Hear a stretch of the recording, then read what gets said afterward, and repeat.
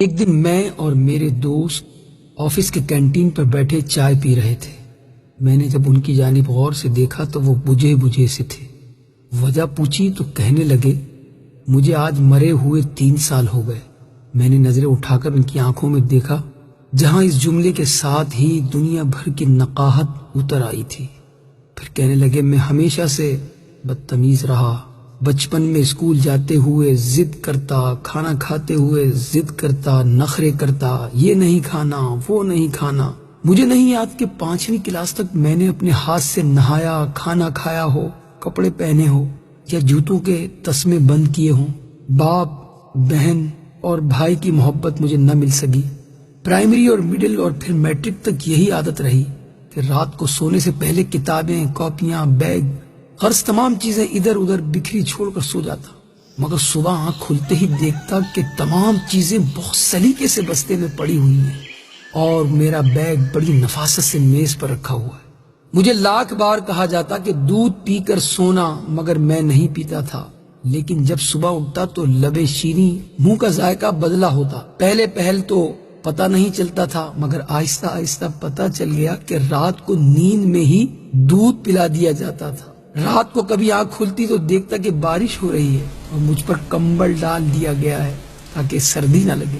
مجھے ہمیشہ گھر میں 2 ہی چیزوں سے چڑ رہی، ایک 11 سے 13 گھنٹے تک ہاتھ سے چلائی جانے والی سلائی مشین سے، اور دوسری روٹی کے کناروں سے کہ ان پر اکثر گھی لگنے سے رہ جاتا تھا۔ مگر روٹی کے وہ سوکھے ٹکڑے جو میں اتار دیتا تھا، نہ تو کبھی گھر سے باہر فروخت ہوتے ہوئے دیکھے اور نہ ہی کوڑا دان میں کبھی نظر آئے۔ اور جب بھی مجھے پیسے چاہیے ہوتے تو میں اسی سلائی مشین کا رخ کرتا جس سے مجھے چڑ تھی۔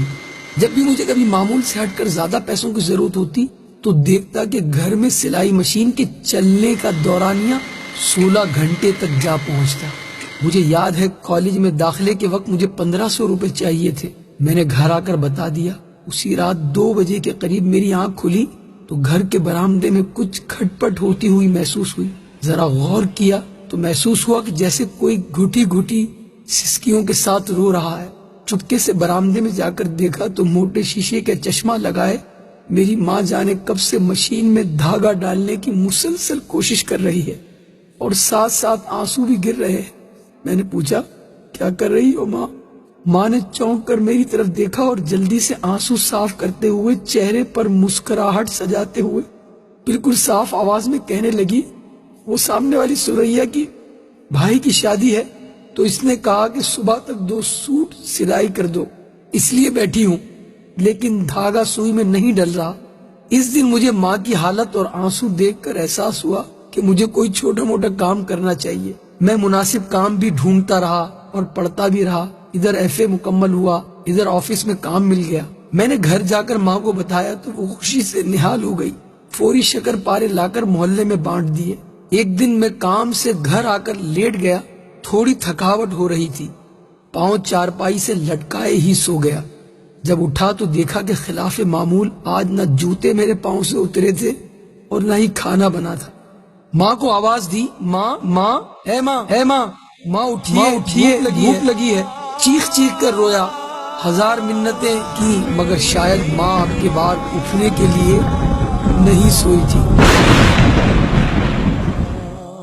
ماں کے بعد وہ گھر چھوڑ دیا، گویا قبرستان لگتا تھا۔ ادھر دیار غیر میں آ کر اپنا سارا کام خود ہی کرتا ہوں تو سوچتا ہوں کہ میں نے کبھی چیز کی خدمت نہ کی اور نہ کبھی آسائش و سکون اسے دیا۔ وہ میری ماں تھی، نوکرانی نہیں تھی۔ یہ کہتے ہوئے میرے اس دوست کے 2 موٹے موٹے آنسو اس کے رخساروں پر بہنے لگے۔